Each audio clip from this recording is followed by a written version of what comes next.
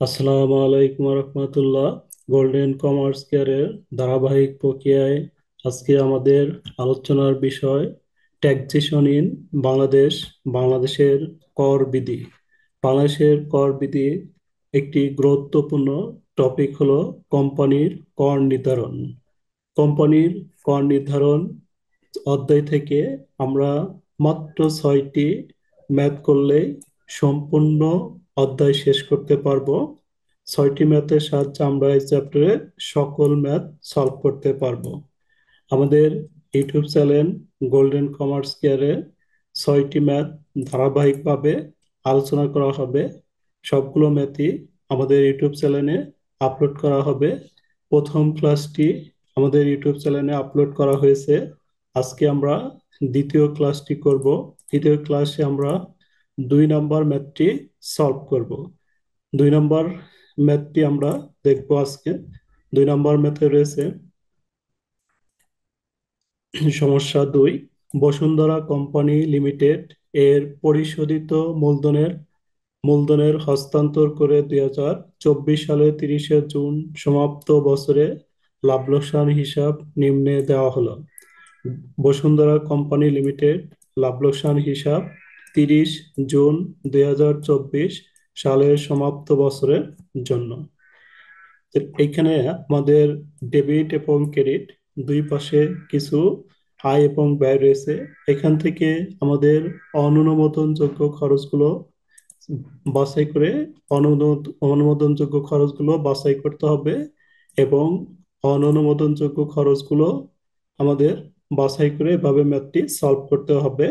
যে প্রথমে লাভ লোকসান হিসাব অনুযায়ী নিট লাভ, দ্বিতীয় ঘরে লিখবো আমরা যোগ অননুমোদনযোগ্য খরচ সমূহ।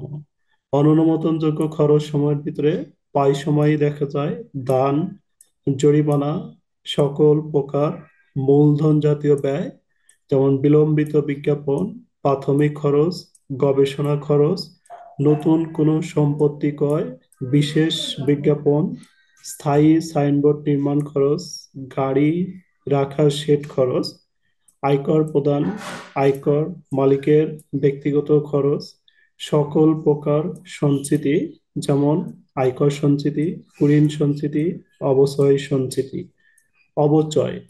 সাধারণত এই এন্ট্রি গুলো আমাদের বেশিরভাগ অঙ্কে দেখা যায়। এগুলো পারলে আমরা পাই।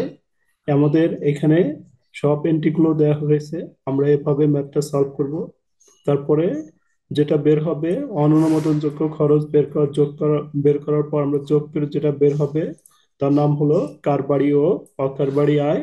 এখান থেকে আমরা অকারবারি আয় সমূহ একবার বিয়োগ করব এবং অকারবারি আয় সমূহ আবার যোগ করব।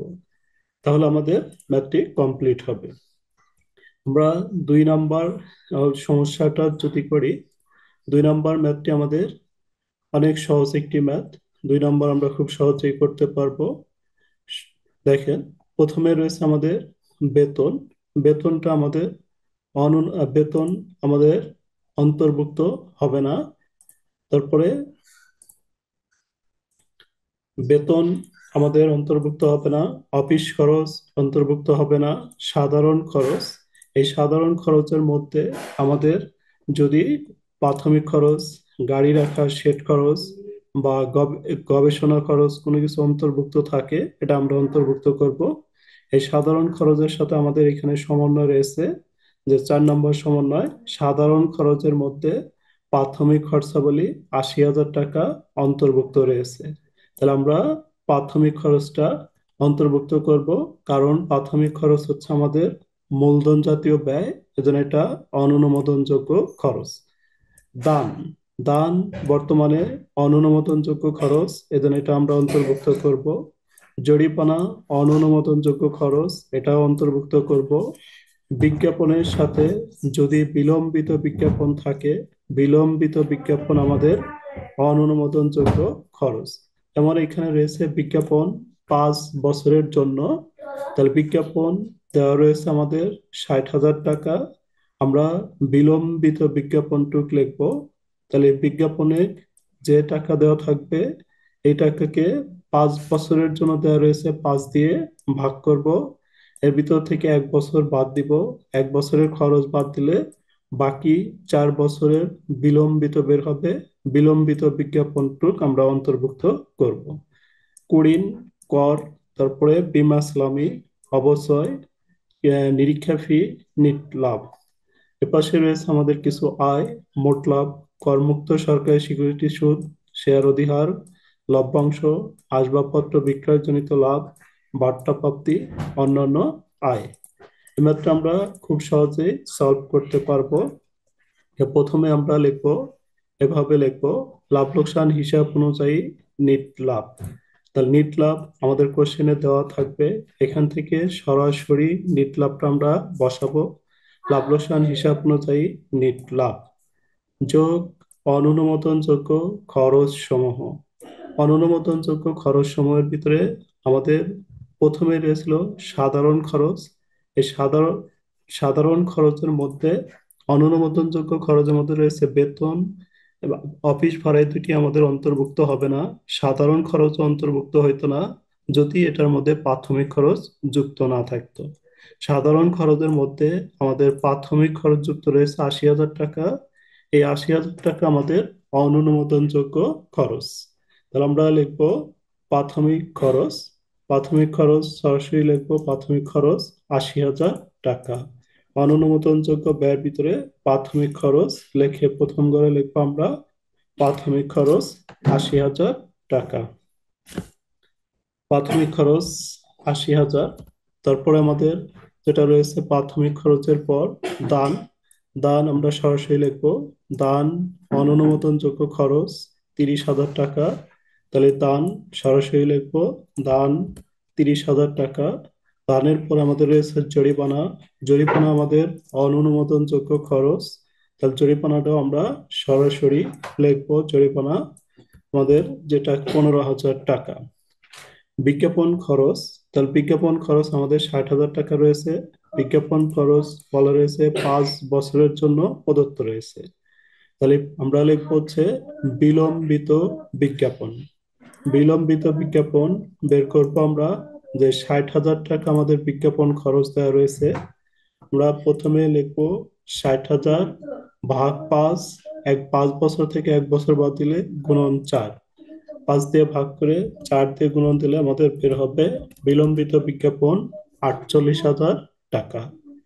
এরপরে আমাদের কর। এই কর নিয়ে আমাদের আলোচনা রয়েছে। কর নিয়ে আমরা শেষে বসে টিকা লিখে দিব। এই কর অন্তর্ভুক্ত করলেও হবে, আবার অন্তর্ভুক্ত না করলেও হবে। এটা নিয়ে আমরা কর নিয়ে এখানে একটা নোট লিখে রাখছি, আপনারা সবাই এখান থেকে একটু নোটটা পড়ে নিতে পারেন। করকে বিক্রয় কর, করকে বিক্রয় কর ধরা হলে অনুমোদন অনুমোদনযোগ্য, তাই কর অন্তর্ভুক্ত করা হবে না। কিন্তু বিক্রয় কর ধরা না হলে অনুমোদনযোগ্য খরচে অন্তর্ভুক্ত করা যাবে। তাহলে কর নিয়ে আমরা একটা টিকা লিখে দিব। এরপর বীমা প্রিমিয়াম আসবে না। অবচয়, অবচয়ের সাথে আমাদের একটি সমন্বয় রয়েছে। এখানে অবচয় 1,25,000 টাকা। সমন্বয়ে বলা আছে অনুমোদনযোগ্য অবচয় 75,000 টাকা। তাহলে আমরা অবচয় 1,25,000 টাকা থেকে 75,000 টাকা বিয়োগ করব। বিয়োগ করে যেটা বের হবে এটাই হচ্ছে আমাদের অননুমোদনযোগ্য অবচয়। তাহলে আমরা লিখবো অবচয় ভাবে 1,25,000 মাইনাস 75,000। 1,25,000 থেকে আমরা 75,000 টাকা অবচয় বিয়োগ করব। তাহলে যতটুক বের হবে এতটুক হচ্ছে অননুমোদনযোগ্য অবচয়। তাহলে অবশ্যই টোটাল ব্যালেন্স ছিল 1,25,000। তার মধ্যে আয়কর কর্তৃপক্ষ 75,000 টাকা অনুমোদন দিয়েছে। তাহলে বাকি যতটুক থাকবে এতটুক হচ্ছে অননুমোদনযোগ্য খরচ। তাহলে আমরা এখান থেকে আমাদের বেতন আসবে না, সাধারণ খরচ আসবে না, অফিস ভাড়া আসবে না। সাধারণ খরচের মধ্যে প্রাথমিক খরচ যুক্ত ছিল এবং প্রাথমিক খরচ আমাদের মূলধন জাতীয় ব্যয়, যেন অনুমোদনযোগ্য খরচে অন্তর্ভুক্ত হলো। দান, জরিমানা এ দুইটাই অনুমোদনযোগ্য খরচ, এজন্য অন্তর্ভুক্ত করা হলো। বিজ্ঞাপন এর সাথে আমরা শুধু বিজ্ঞাপন অন্তর্ভুক্ত হবে না, বিজ্ঞাপনের বিলম্বিত বিজ্ঞাপন আমাদের মূলধন জাতীয় ব্যয়, অর্থাৎ অননুমোদনযোগ্য খরচ এতটুকু অন্তর্ভুক্ত করতে হবে। অবচয়, অবচয় থেকে অনুমোদনযোগ্য অবচয় বাদ দেওয়ার পর যেটা বের হবে এটাই হচ্ছে আমাদের অননুমোদিত অবচয়। এখানে বলছে অনুমোদিত ভবিষ্যৎ তহবিলের চাঁদা অনুমোদিত বেতনের অন্তর্ভুক্ত রয়েছে, অনুমোদনযোগ্য খরচগুলো আমাদের অন্তর্ভুক্ত হবে না, অর্থাৎ আমাদের আইটেমগুলো শেষ, অননুমোদনযোগ্য খরচগুলো দেওয়া শেষ হলো। এগুলো আমরা যোগ করে দ্বিতীয় করে লিখবো 2,23,000। এবার আমাদের উপরে নিট লাভ রয়েছিল, লাভ ক্ষতি হিসাব অনুযায়ী নিট লাভ 6 লাখ টাকা, এর সাথে যোগ অননুমোদনযোগ্য খরচের ব্যালেন্স হচ্ছে 2,23,000। এই দুটি যোগ করে আমরা এখানে বসাবো 8,23,000। অর্থাৎ এখানে আমাদের যেটা বের হবে এর নাম লিখতে হবে কারবারি ও অকারবারি আয়। কারবারি ও অকারবারি আয় লেখার পর এখান থেকে আমরা একবার অকারবারি আয় বিয়োগ করব এবং আরেকবার অকারবারি আয় যোগ করব। অকারবারি আয় বিয়োগ করার সময় আমাদের খেয়াল রাখতে হবে, বিয়োগ করার সময় কোনো কাজ করা যাবে না, যোগ করার সময় আমাদের কিছু কাজ করতে হবে, যেগুলো আমরা নিয়মে লিখে দিয়েছি, নিয়মের ভিতরে দেওয়া রয়েছে। তাহলে আমরা অকারবারি আয়গুলো সাধারণত এই ক্রেডিট পাশে পাবো। ভিতরে আমাদের মোট লাভ, এটা হচ্ছে আমাদের কারবারি আয়, এটা অন্তর্ভুক্ত হবে না। বাট্টা প্রাপ্তি, এটাও আমাদের কারবারি আয়, অন্তর্ভুক্ত হবে না। অন্যান্য আয়, এটাও হচ্ছে আমাদের কারবারি আয়, অন্তর্ভুক্ত হবে না। অকারবারি আয়ের মধ্যে আমাদের রয়েছে করমুক্ত সরকারি সিকিউরিটির সুদ, শেয়ার অধিহার, লভ্যাংশ, আসবাবপত্র বিক্রয়জনিত লাভ। তাহলে আমরা এখান থেকে লিখবো করমুক্ত সরকারি সিকিউরিটি সুদ, শেয়ার অধিহার, লভ্যাংশ, আসবাবপত্র বিক্রয়জনিত লাভ। জাস্ট এখান থেকে আমরা কপি করে এখানে পেস্ট করব অকারবারি আয়গুলো। তাহলে অকারবারি আয় আমাদের, অকারবারি আয় লেখার পর এগুলো আমরা আবার যোগ করব, যোগ করে আমাদের 4,40,000, 4,40,000 উপর থেকে বাদ দিব।